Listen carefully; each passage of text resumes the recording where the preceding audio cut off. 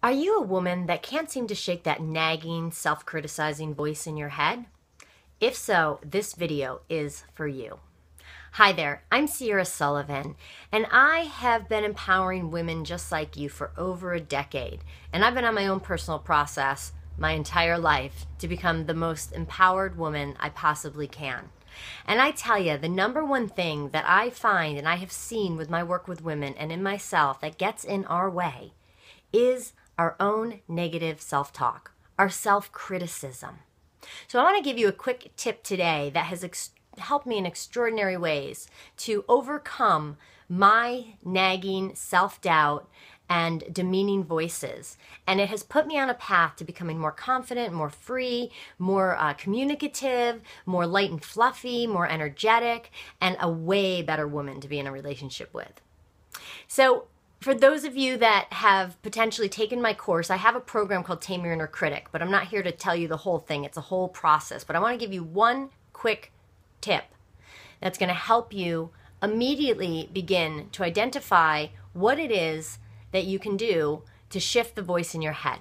You see, these voices in our head come from rules. There's these rules that we make subconsciously when we're young.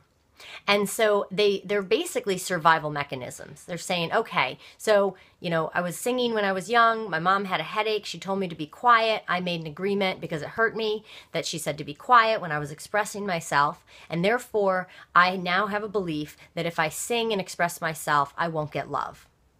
Very simple, right? You can insert anything here. So you go through life not expressing yourself, not wanting, to break the rules that if you express yourself, you'll get love. So you don't express yourself because you impose that rule. So that critic will come up often in your life when it comes to putting yourself out there in any way, whether it be writing a book, doing a video, speaking on stage, you name it. So the number one way that you can actually begin to dismantle and diffuse that critical voice is to separate that voice from yourself. So that's number one, separate that voice from yourself. Now, how do you separate that voice from yourself? You have to give it its own personality, because technically it does. It's not your personality. You ultimately, as an adult woman knows, or an adult man even knows that, okay, this doesn't really make sense. I know I'm not going to die or not get love if I speak up for myself, or if I express myself, or if I sing, or if I stand on that stage.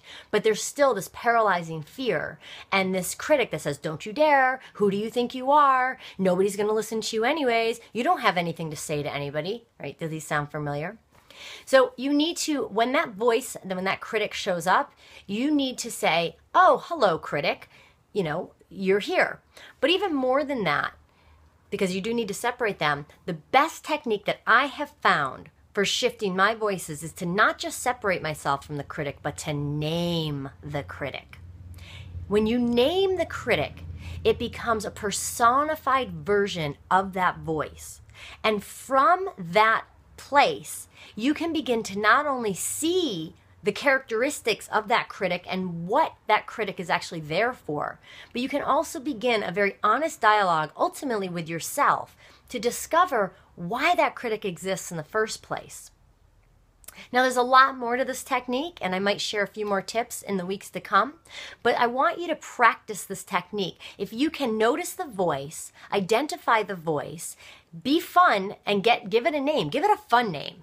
I've got some really fun names with mine. I've got Malice and Fearly, I've got Pussy McPuckerton, I've got Hagatha Krusty, I've got Little Miss Piss. I have a lot of fun naming these critics, because then it lightens up the energy in which they're criticizing me, and I'm able to act like a mature adult working with an energy of a little child, which is pretty much what they are and where they stemmed from.